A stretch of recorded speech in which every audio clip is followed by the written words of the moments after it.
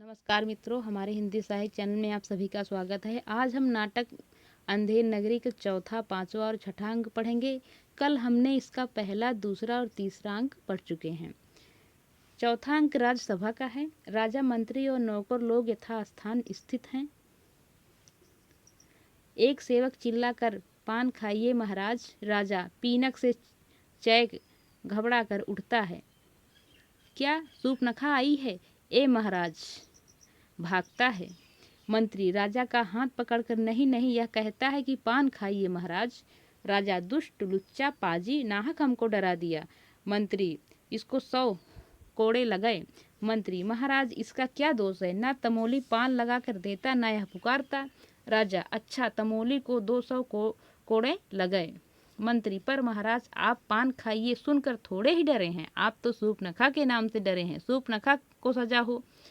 राजा घबरा कर, फिर वही नाम। मंत्री, तुम बड़े खराब आदमी हो, हम रानी से कह देंगे कि मंत्री बेर बेर तुमको सौत बुलाने चाहता है। नौकर शराब। दूसरा नौकर, एक सुराही में से एक गिलास में शराब उछल कर देता है। लीजिए महाराज, पीजिए महाराज। राजा मुंह बनाकर पीता है। और दो। नेपथ्य में दुहाई है का शब्द होता है। कौन चिल्लाता है? पकड़ लाओ। दो नौकर एक फरियादी को पकड़ लाते हैं। फरियादी, दुहाई है महाराज, दुहाई है, हमारा न्याय होए। राजा, चुप रहो, तुम्हारा न्याय यहाँ ऐसा होगा कि जैसा जम के यहाँ भी ना होगा। बोलो क्या हुआ? फरियादी, महाराज कल्लू बनिया की दीवार गिर पड़ी, सो मेरी बकरी उसके नीचे दब गई। दुहाई है महाराज, न्याय हो। राजा नौकर से, कल्लू बनिया की दीवार को अभी पकड़ लाओ। मंत्री, महाराज दीवार नहीं लाई जा सकती।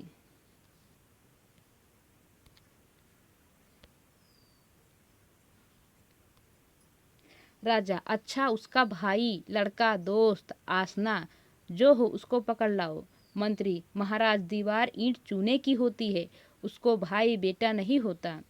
राजा, अच्छा, कल्लू बनिए को पकड़ लाओ। नौकर लोग दौड़कर बाहर से बनिए को पकड़ लाते हैं। क्यों बे बनिए, इसकी लड़की नहीं बरकी क्यों दबकर मर गई? मंत्री, बरकी नहीं महाराज, बकरी। राजा, हाँ हाँ बकरी, क्यों मर गई बोल? नहीं, अभी फांसी देता हूँ। कल्लू, महाराज मेरा कुछ दोष नहीं, कारीगर ने ऐसी दीवार बनाया कि गिर पड़ी। राजा, अच्छा, इस मल्लू को छोड़ दो, कारीगर को पकड़ लाओ। कल्लू जाता है, लोग कारीगर को पकड़ लाते हैं। क्यों बे कारीगर, इसकी बकरी किस तरह मर गई? कारीगर, महाराज मेरा कुछ कसूर नहीं, चूने वाले ने ऐसा बोदा बनाया कि दीवार गिर पड़ी। राजा, अच्छा, इस कारीगर को बुलाओ। नहीं, निकालो, उस चूने वाले को बुलाओ। कारीगर निकाला जाता है, चूने वाला पकड़कर लाया जाता है। क्यों बे खैर सुपारी चूने वाले, इसकी कुबरी कैसे मर गई? चूने वाला, महाराज मेरा कुछ दोष नहीं, भिस्ती ने चूने में पानी ढेर दे दिया, इसी से चूना कमजोर हो गया। राजा, अच्छा, चुन्नी लाल को निकालो, भिस्ती को पकड़ो। चूने वाला निकाला जाता है, भिस्ती लाया जाता है।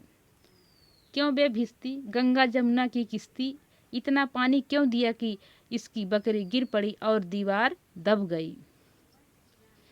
भिस्ती, महाराज गुलाम का कोई कसूर नहीं, कसाई ने मशक इतनी बड़ी बना दिया कि उसमें पानी ज्यादा आ गया। राजा, अच्छा, कसाई को लाओ, भिस्ती निकालो। लोग भिस्ती को निकालते हैं और कसाई को लाते हैं। क्यों बे कसाई, मशक ऐसी क्यों बनाई कि दीवार लगाई बकरी दबाई?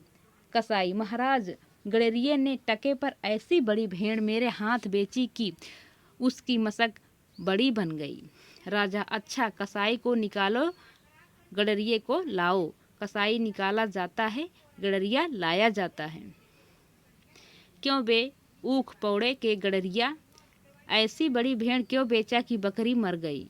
गड़रिया, महाराज उधर से कोतवाल साहब की सवारी आई, सो उसके देखने में मैंने छोटी बड़ी भेड़ का ख्याल नहीं किया, मेरा कुछ कसूर नहीं है। राजा, अच्छा, इसको निकालो, कोतवाल को अच्छी अभी शरब मुहर पकड़ लाओ। गडरिया निकाला जाता है, कोतवाल पकड़ा जाता है। क्यों बे कोतवाल, तैने सवारी ऐसी धूम से क्यों निकाली कि गडरिये ने घबरा कर बड़ी भेड़ बेचा, जिससे बकरी गिरकर कल्लू बनिया दब गया। कोतवाल, महाराज महाराज, मैंने तो कोई कसूर नहीं किया, मैं तो शहर के इंतजाम के वास्ते जाता था। मंत्री, आप, यह तो बड़ा गजब हुआ। ऐसा न हो कि बेवकूफ़ इस बात पर सारे नगर को फूंक दे या फांसी दे। कोतवाल से, यह नहीं, तुमने ऐसे धूम से सवारी क्यों निकाली? राजा, हाँ, यह नहीं, तुमने ऐसे धूम से सवारी क्यों निकाली कि उसकी बकरी दबी। कोतवाल, महाराज महाराज, राजा, कुछ नहीं महाराज महाराज, ले जाओ कोतवाल को, अभी फांसी दो। दरबार बर्खास्त। लोग एक तरफ से कोतवाल को पकड़ कर ले जाते हैं, दूसरी ओर से मंत्री को पकड़कर राजा जाते हैं। पटाक्षेप, पर्दा गिरता है। यहाँ से अब 5वां अंक शुरू होता है। 5वां अंक अरण्य का है। गोवर्धन दास गाते हुए आते हैं, राग काफी। अंधेर नगरी अनबूझ राजा, टका शेर भाजी टका शेर खाजा। नीच ऊंच सब एक ही ऐसे, जैसे भड़ुए पंडित तैसे। कुल मर्जाद न मान बढ़ाई, सबे एक से लोग लुगाई। जात पात पूछे नहीं कोई, हरि को भजे सो हरि को होई। बेस्या जोरू एक समाना, बकरी गौ एक कर जाना। सांचे मारे मारे डाल छल, दुष्ट सिर चढ़ चढ़ बोले। प्रकट शब्द अंतर छलहारी, सोई राजसभा बल भारी। सांच कहें ते पनहि खावें, झूठे बहुविध पदवी पावें। छलियन के एका के आगे, लाख कहें एक ही नहीं लागे। भीतर होय मलिक की कारो,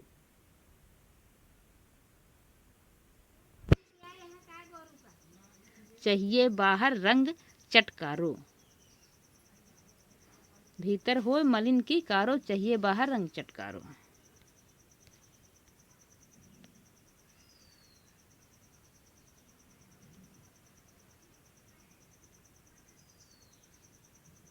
धर्म अधर्म एक दर्शाई, राजा करे सो न्याय सदाई। भीतर स्वाहा बाहर सादे, राज करहि अमले अरु प्यादे। अंधाधुंध मचै सब देसा, मानहु राजा रहत विदेसा। गो द्विज श्रुति आदर नहीं होई, मानहु नृपति विधर्मी कोई। ऊंच नीच सब एक ही सारा, मानहु ब्रह्म ज्ञान विस्तारा। अंधेर नगरी अनबूझ राजा, टका शेर भाजी टका शेर खाजा। गुरुजी ने हमको नाहक यहाँ रहने को मना किया था। माना कि देश बहुत बुरा है, पर अपना क्या, अपने किसी राजकाज में थोड़े हैं कि कुछ डर है। रोज मिठाई चावना, मजे में आनंद से राम भजन करना। मिठाई खाता है, 4 प्यादे 4 ओर से आकर उसको पकड़ लेते हैं। पहला प्यादा, चल बे चल, बहुत मिठाई खाकर मुटाया है, आज पूरी हो गई। दूसरा प्यादा, बाबा जी चलिए, नमो नारायण कीजिए। गोवर्धन दास घबरा कर, है यह आफत कहाँ से आई? अरे भाई, मैंने तुम्हारा क्या बिगाड़ा है जो मुझको पकड़ते हैं? पहला प्यादा, आपने बिगाड़ा है या बनाया है, इससे क्या मतलब, अब चलिए फांसी चढ़िए। गोवर्धन दास, फांसी? अरे बाप रे बाप, फांसी? मैंने किसी की जमा लूटी है कि मुझको फांसी? मैंने किसके प्राण मारे कि मुझको फांसी?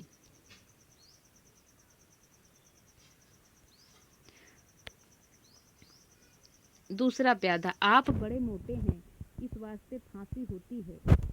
गोवर्धन दास, मोटे होने से फांसी, यह कहाँ का न्याय है?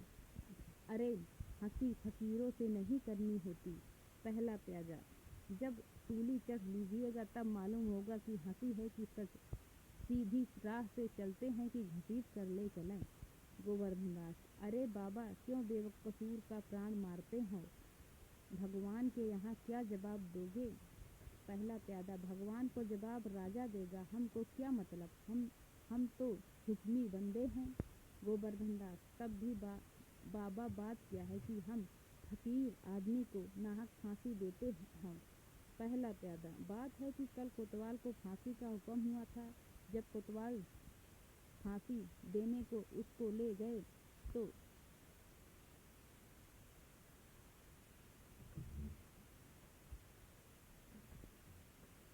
फांसी का फंदा बहुत बड़ा हुआ, क्योंकि कोतवाल साहब दुबले हैं। हम लोग ने महाराज से अर्जी किया कि इस पर हुक्म हुआ कि एक मोटा आदमी पकड़कर फांसी दे दो, क्योंकि बकरी मारने के अपराध में किसी न किसी की सजा होनी जरूरी है, नहीं तो न्याय न होगा। इसी वास्ते तुमको ले जाते हैं कि कोतवाल के बदले तुमको फांसी दे।